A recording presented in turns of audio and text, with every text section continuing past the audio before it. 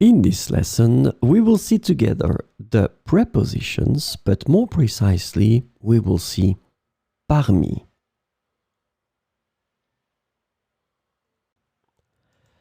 So, of course, the first thing that we need to see together is what is une préposition? Well, a preposition is an invariable word which brings two words together. The second word is called complement, and it allows to specify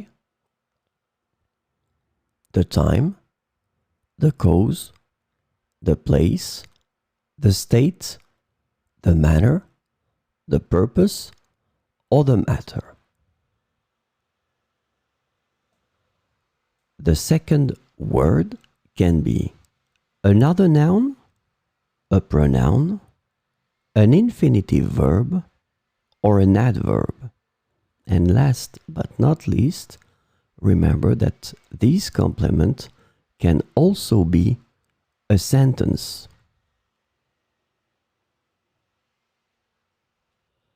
So, this lesson is about parmi. And the preposition parmi translates to among or amongst in English. So we will see 4 examples with parmi. Il est considéré parmi les meilleurs de sa génération.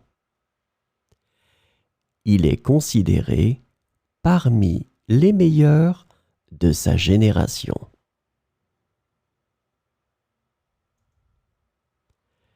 J'ai trouvé mon portefeuille parmi les livres. J'ai trouvé mon portefeuille parmi les livres. Parmi vous, qui veut participer à la compétition? Parmi vous, qui veut participer à la compétition? Elle se sentait perdue parmi tous ces inconnus. Elle se sentait perdue parmi tous ces inconnus.